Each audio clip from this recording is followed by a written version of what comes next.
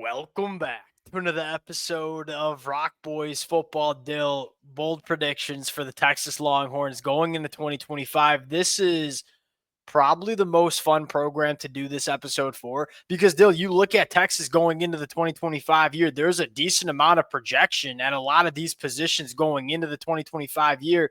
But at the same time, like the ceiling, what this roster, what this team could be in 2025, you can start coming up with some, pretty freaky bold predictions. That's what the boys did over the last 90 minutes.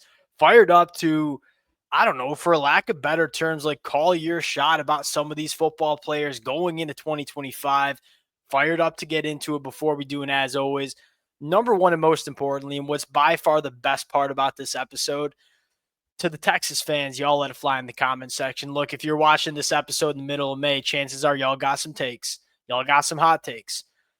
Call your shot in the comment section. Appreciate you guys rocking with it. If y'all do enjoy the content, consider subscribing to the channel. Dill, I think a lot of people are probably expecting us to come out with some bold prediction about Arch Manning. That ain't going to be the case. We ain't gonna go through a Texas Longhorn bold prediction episode without giving some love to our guy Trevor Gooseby. Give us Trevor Gooseby going as an all SEC selection in 2025. Dill, I know this is kind of your guy going into 2025. I will give you the T-box. Sell the people. I'm Trevor Yeah, if Gooseby. I had controlled the graphic, I would have had first or second team all SEC selection because I look at and I get this narrative around Texas like, oh, how are they going to be a good offensive line? Got to replace a lot of starters. Hey, I mean, DJ Campbell, we know he's good. Cole Hudson's played a lot of football. We know Yep. he's good. And then I just don't know if people like watch when Trevor Gooseby took over the left tackle spot at times when Kelvin Banks was down and against good teams like Georgia, Yeah. Texas A&M. Was an excellent player. I look like Caden Proctor might be the only guy right now say, oh, he's probably better than Trevor Gooseby, or I'd maybe take him over Trevor Gooseby. But Trevor Gooseby, I mean, young player has a chance to, I think, have a really good year and be like a top tier left tackle in the SEC conference. Yeah, and I think the other part of this equation that you have to factor in here is Kyle Flood and the job he's done developing these guys on the offensive line. There ain't many better offensive line coaches in the game, and Trevor Gooseby is a guy that checks all the boxes that you're looking for. And again, like you said, I thought was extremely impressive. The reason nobody was talking about him is because there wasn't much to talk about. He was just doing his damn job at the tackle spot. You kind of expect a backup tackle getting thrown into that situation to be like the highlight of the football game. He really wasn't. And I'll add this, still on the right side, you're still kind of trying to figure out what they're going to do. I think the Cam Williams loss, and this is not a shot at Cam Williams. I just think the loss is getting a little over exaggerated. Look, Kelvin Banks a massive loss. He was an absolute dude for Texas for a long time. Cam Williams got selected in the NFL draft because God don't make many guys that look like Cam Williams. He was not perfect at right tackle, and I don't think it's crazy to say that you can hold serve at the right tackle position in some way. Reason to say, I think that the whole reason for this one is like this offensive line. I think we have some quiet confidence in going into 2025. Another guy we got to kind of call our shot with, Ryan Wingo, and we're going to throw in DeAndre Moore, who really emerged as a dude for Texas late in the season. DeAndre Moore, Ryan Wingo combining for 1,800 receiving yards in 2025. Dale, this is another one that I feel pretty damn good about. And this to me is like, I thought this was bold. I'm kind of interested to hear what the Texas fans think Yeah. about this because part of me thinks like Ryan Wingo could easily be like a 1,300 yard guy, in my opinion. I Yeah. look at like, you just look at that play against Ohio State where he took that jet sweeper screen. I forget what it was, but he's just like gliding. I mean, looks Yeah. so much faster than everyone else. He's obviously really big, has good hands, runs good routes. I just don't really know what the hole in his game is going to be. And like, he just takes that second year jump in what I think might be a slightly more explosive offense than what they had last year. I Yes. think he can put up some monster Yeah. numbers. And What DeAndre Moore, I just feel like is almost like slept on, like just such a 100%, spot wide because receiver. it's not as exciting. He ain't like a super exciting guy, but he just does his job. Dill, Ryan Wingo working vertically has to fire up so many Texas fans. Like, we know Arch can push it down the field. There's just not many defensive backs that have the size and the speed to work with Ryan Wingo vertically down the field. Texas at times maybe lack the explosive play through the air. Like, I think Coach Sark's always good at getting his football players the ball in space and letting them operate after the catch, which is another thing Ryan Wingo could do a pretty damn good job of. I think with Arch Manning coming in and with a guy like Ryan Wingo and a guy like Parker Livingstone, who sounds like he's going to be a vertical dude as well, I think you're going to see a little bit more explosiveness. And Dill, the only way I see this bold prediction going awry here is, all right, what if Parker Livingstone eats up a lot of targets? What if It's him and Andreas, because Andreas, like, you look, Gunnar Helm had he almost had 800 yards last year, which is a crazy number for a tight end. So that is probably the thing you're looking at is, like, is someone else going to emerge and put that type of Gunnar Helm year up or that? Because again, I look, those two to me right now, I feel the most confident in, especially Ryan Wingo. But like, I'm kind of interested to hear if Texas fans think that's bold, because I think it's kind of bold, but I kind of but I also wouldn't be surprised if it happens. All right, number 3 true fresh. This is mine, so I'll tee myself up here. 3 true freshmen All-American. Now, Dill, there's 2 sides of this. One, it's going to be really hard for freshmen to crack playing time for a Texas team that's very, very talented. At the same time, you bring in, I think, one of the more impressive classes I've seen put together over the last couple of years. You got a lot of freshmen that are capable. Now, where do I think the true freshman All-Americans pop up? I think you can get one at the wide receiver position between Khalil Lockett and Jamie French, but I think the majority of this conversation comes on the defensive side of the football in the form of 3 players. Justice Terry being one. There are some concerns about the depth for Texas in the middle of that defensive line. I think they're going to have to rely on Justice Terry to play a decent amount of football. Now, how good can he be as a freshman? That's the question. I think he's capable of being an All-American guy as a freshman. Then you look at Jonah Williams in the back end. It's going to be hard to crack the rotation as a safety, but this kid is a freak.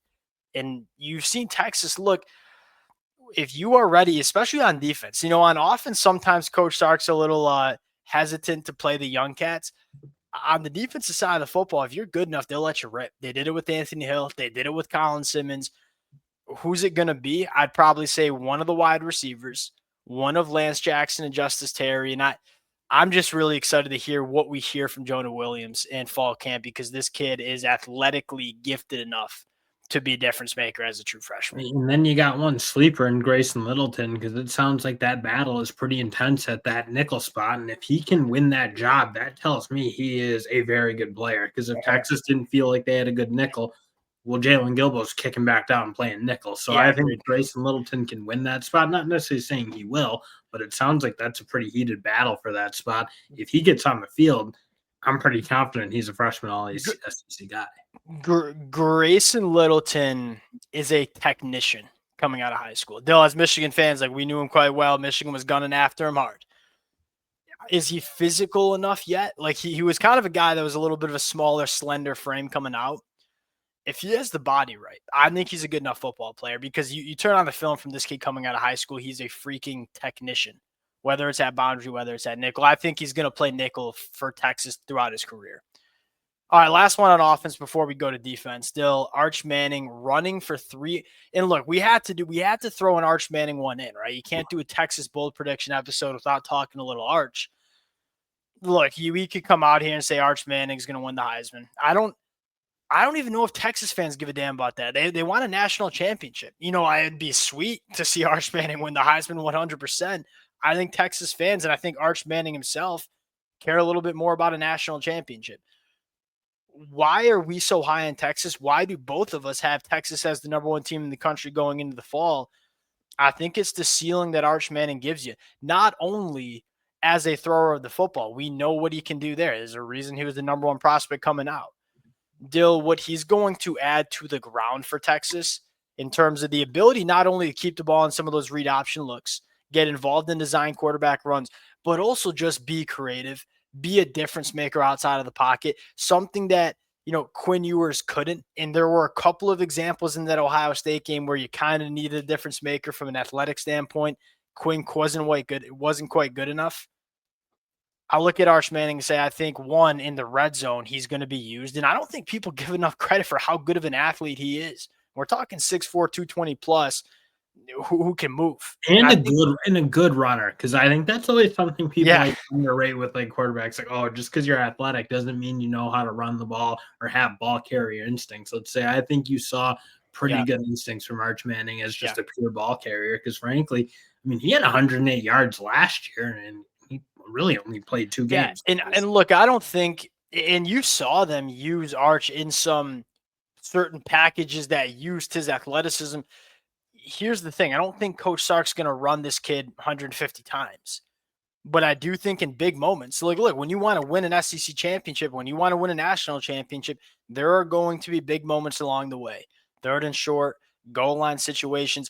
I don't think Coach Sark's afraid to use Arch Manning and his athleticism, something that you just could not do with Quinn Yeah, Ewers in the and he's plenty 2024 big year. enough to take the carries in the big moments. And again, you look Agreed. when they play in Ohio State or Georgia, teams of those ilks, he'll probably get his carries because it's just such a weapon. You can't Yeah, not use it. I kind of agree.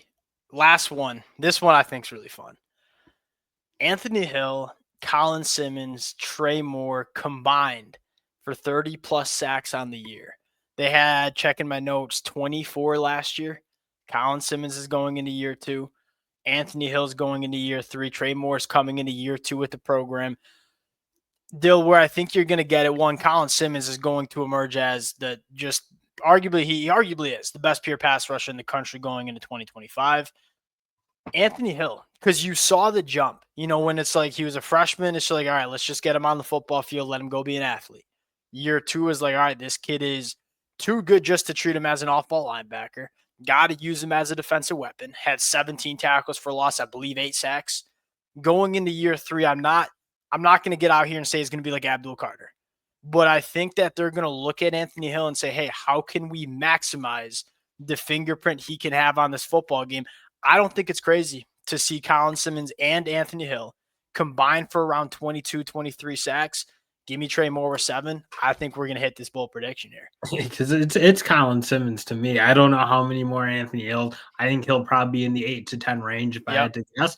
Colin Simmons, like very interested to He see could if go to he can 15. get to that, like like a Yeah. Will Anderson type year where he Yeah. was just on fire. Because again, he put 9 up as a freshman, and I almost felt like he wasn't a guy who was going to kill it as a freshman because it didn't feel like he had the size Yes. and like all Totally agree with that. feels like It's a things great like take. Lance Jackson. Yeah, maybe he'll be a good freshman because he's kind of like Yeah. physically already ready to rock and roll. Yeah. Colin Simmons didn't come in that really lean, really kind of on the smaller side, but still was ripping up and dominating. So he's Yeah. I mean, the one. he's a guy that just won because he's like my first step in my burst and bend around tackles, shoulders is elite. Like what happens when he adds a little bit more to his game in 2025? Freaky.